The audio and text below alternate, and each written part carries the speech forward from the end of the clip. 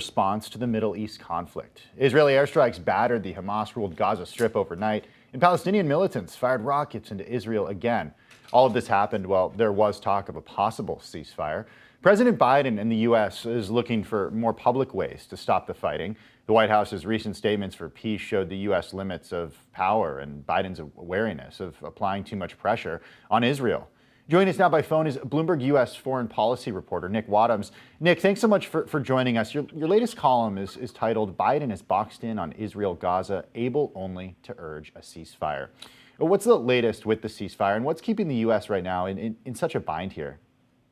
Well, I think what you're seeing from the Biden administration is a real reluctance to get in too deep on this conflict, in part because the challenge of peace between Israel and the Palestinians has proven so intractable for so many years. And so they see this as a situation where there would be very little to be gained for the United States if it really enters into try to playing a mediating role. But there are things about this situation that are really unique. For one thing, the U.S. has designated Hamas a terror group, so it can't actually play the role of an unbiased mediator with Hamas. And another thing is that the Biden administration is trying to balance between progressives in the Democratic Party who really wanted to put more pressure on Israel, but also concerns from Israel, from some U.S. allies, and from Republicans that he's going to look weak. So, he wants to be very explicit in his support. And then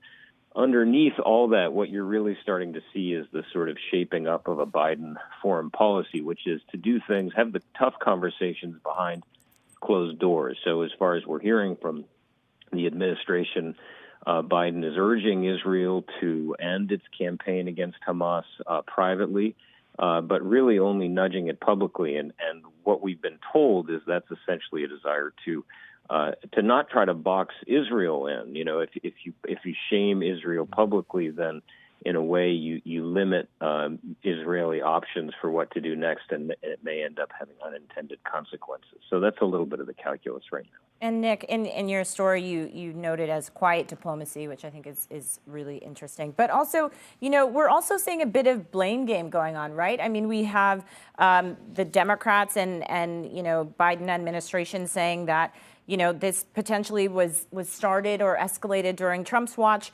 whereas, we have Republicans saying that this is happening under Biden's watch. Can you just explain sort of what we're hearing from both sides at this point?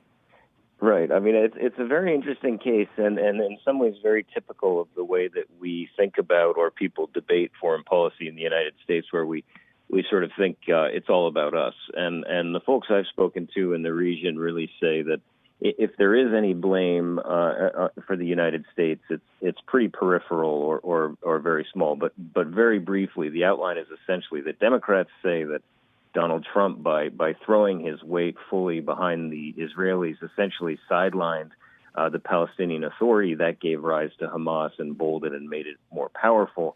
Republicans, on the other hand, say that by not expressing full-throated support for Israel, Biden created a window for Hamas to test the U.S., and so that's why it's doing this. The folks I've spoken to, though, in the region say it's really much more about domestic factors in the Palestinian territories and Israel, and it's really in both sides' interest to keep up this fight for their own reasons, and the U.S. is really a peripheral player. Nick, do you expect the Biden administration and President Biden to take a harder stance on this? I mean, we're hearing that Egypt is really looking at being key to sort of any sort of ceasefire happening, but do you see Biden potentially in the next few days being pressured to take a harder stance? Yeah, I think that's the expectation right now, that the U.S. will come out more publicly with its urging for a ceasefire. I think there is a growing expectation, despite the continued violence, that the two sides are headed that way.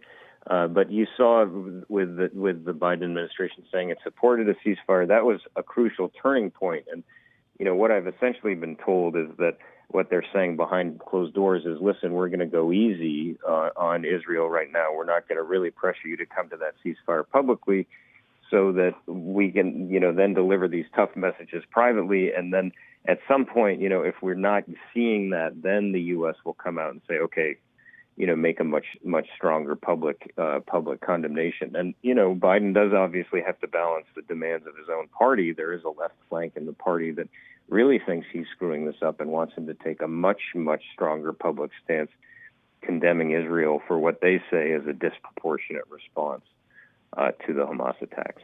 Absolutely. There is a lot to look out for with this. We really appreciate your time. Bloomberg U.S. foreign policy reporter Nick Wadhams, thanks for your time and for your reporting this morning.